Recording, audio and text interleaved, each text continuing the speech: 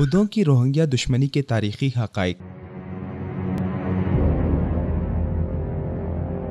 Rohingya مسلمان Myanmar کی security forces کے ہاتھوں جس تعصب اور دشمنی کا سامنا کر رہے ہیں، اس کی جڑیں بدھ قوم پرستی میں میانمار میں فوجی حکمرانی کے اختتام سے پہلے سے موجود تھیں۔ میانمار کے بہت سے بدھوں نے اعتراف کیا ہے کہ جس طرح بین الاقوامی کمیونٹی اور میڈیا راکھین ریاست پر ہونے والے مظالم کو پیش کر رہا ہے وہ غلط ہے، مگر یہ بھی ٹھوس حقیقت ہے کہ 7 لاکھ روہنگیا مسلمان بدھوں کی نفرت کا شکار ہو کر بے گھر ہو چکے ہیں اور اقوام متحدہ ان کی نسل کشی کی گواہی دے چکی ہے، مگر شدت پسند بدھ انہیں بدھ اکثریتی ملک کے مستقبل اور خود مختاری کے لیے خطرہ سمجھتے ہیں اور انہیں مہاجرین سے زیادہ حیثیت دینے کو تیار نہیں۔ اس کے ساتھ ساتھ وہ انہیں اراکان میں غیر قانونی مسلمان کا نام دیتے ہیں۔ ان کے نزدیک یہ وہ غیر ملکی ہیں جنہوں نے اس ملک کو اپنی آمد سے آلودہ کرنے اور ان کا دھرم بھرشٹ کرنے کی کوشش کی ہے۔ روہنگیا مسلمان صدیوں پہلے مقامی مسلمانوں اور بنگالی مہاجرین کے ملاپ سے وجود میں آئے۔ یہ برطانیوں کی میانمار آمد سے قبل یہاں بلا خوف و خطرہ رہ رہے تھے۔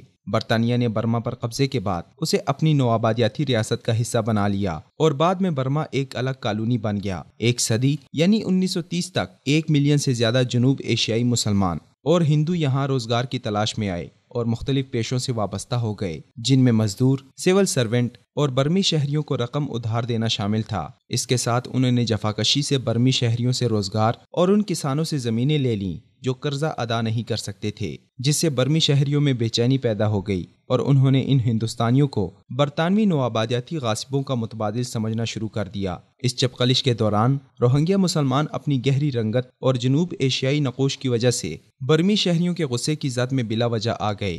1942 میں جب جاپانیوں نے برطانیوں کو نکال باہر کیا تو اراکان کے مقامی بدھوں نے اس کا خیر مقدم کیا اور روہنگیا مسلمانوں کو برطانوی اتحاد سمجھتے ہوئے اپنے عتاب کا نشانہ بنا لیا۔ نتیجتاً روہنگیا مسلمانوں پر حملے شروع ہو گئے، جس میں ہزاروں مسلمان اپنی جان سے ہاتھ دھو بیٹھے۔ میانمار 90% بدھ اکثریتی علاقہ ہے اور روہنگیا مسلمانوں کے خلاف پرتشدد تحریک میں مذہب بنیادی عنصر ہے۔ ان کے خیال میں بدھزم ان کی وجہ سے خطرے میں ہے۔ جنرل نی ون نے 1962 میں فوجی بغاوت کی اور کئی اشروں تک میانمار میں فوجی حکمرانی چلتی رہی۔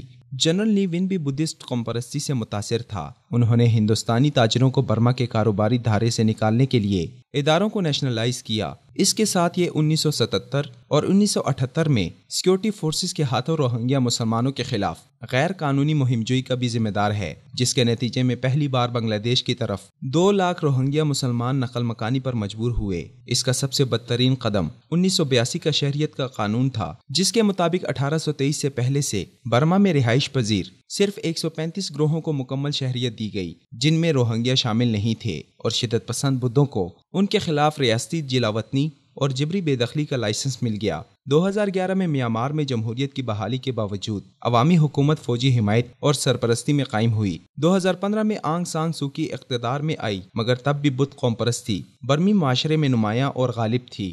دور جدید میں سیل فون اور سوشل میڈیا کے ذریعے روہنگیا مسلمانوں کے خلاف افواہیں، نفرت بھری تقاریر اور بیانات عام ہو گئے اور بدھسٹ عورتوں کی روہنگیا مسلمانوں کے ہاتھوں آبروریزی کی غلط افواہیں خوب زور و شور سے پھیلائی گئیں، جن کی تحقیق کی بھی ضرورت نہ سمجھی گئی۔ اگرچہ 20 سال پہلے تک عام برمی شہری روہنگیا مسلمانوں کے بارے میں کافی حد تک لاتعلق تھے، مگر جدید پروپیگنڈا کے زیر اثراب یہی قوم ان کے لیے ناقابل قبول بن گئی ہے اور نتیجتاً اس لاچار، بے بس اور مظلوم قوم کی یہ عالمی تنہائی، محدود تعلیم، ان پر ہونے والے تشدد اور بے انصافی اب تک جاری ہے۔